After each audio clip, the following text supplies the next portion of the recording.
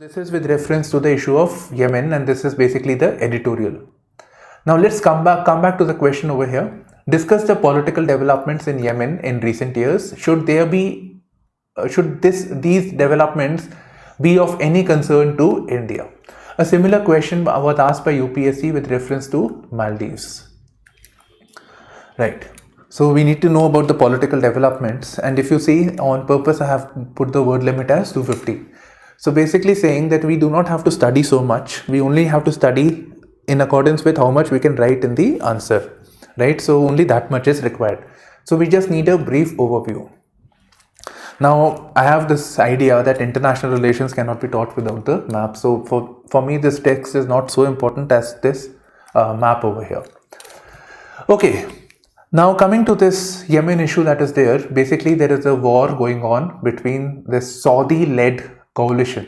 So these countries that you see, basically these are Arabic countries, and Saudi Arabia is kind of a leader of these countries. And look at the map, it makes sense also, right? It's the most prominent country in this region.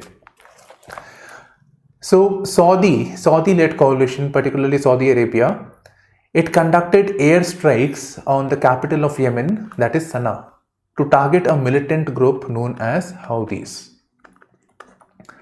right? So this happened in 2015. Now we had one more news about Houthis attacking assets in UAE. So the war is actually becoming worse day by day.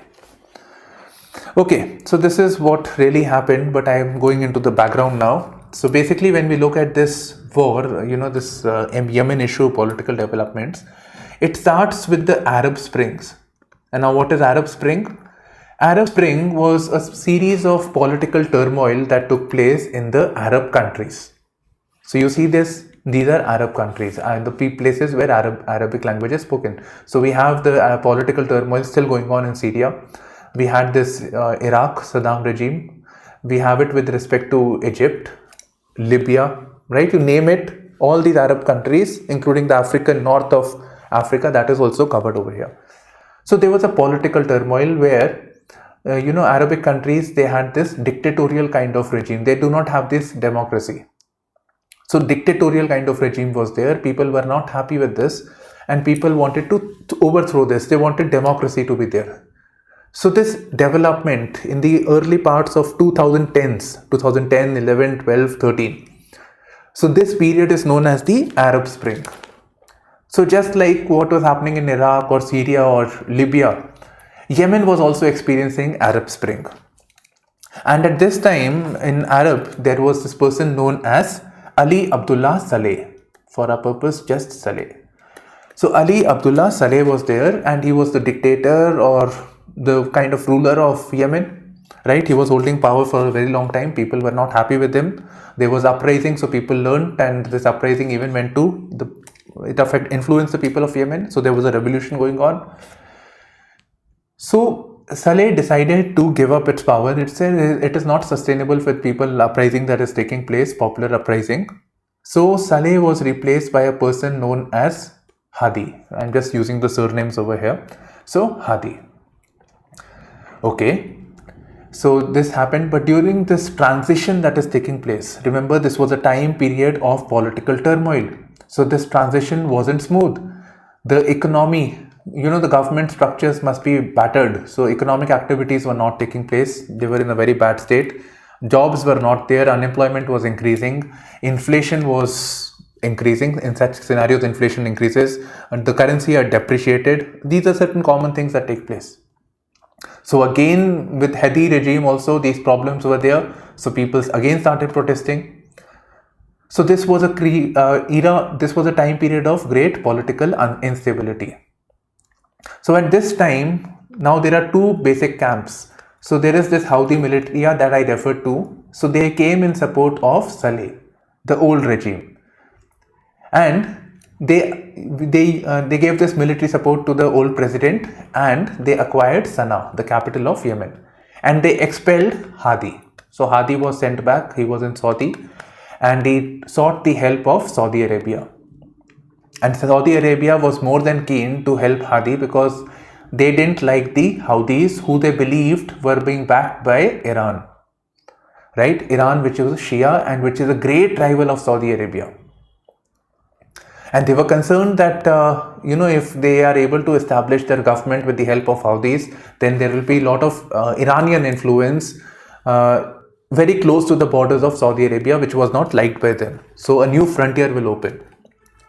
So to finish this off, the Saudi Arabia-led coalition conducted a quick airstrike. They thought that we will do this airstrike and the war will get over very soon. It didn't happen. In fact, the war escalated. So now we see that even though this was 2015 where the first time we hear about this airstrike take place, but 2021, so this war is still going on. And now it is new frontiers are being opened. UAE is being attacked, especially oil tankers, ships. Even recently, a ship that was going towards India, they wanted the oil and they were moving towards India. It had Indians and Pakistanis. This ship was captured.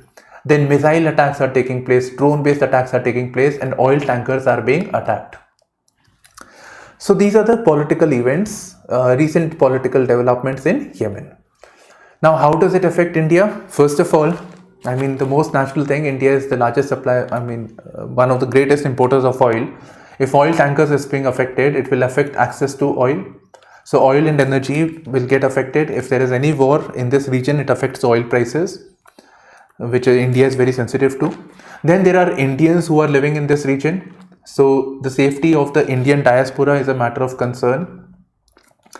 Then India also wants stability so that it can have more economic activity. It is also looking at regional connectivity projects.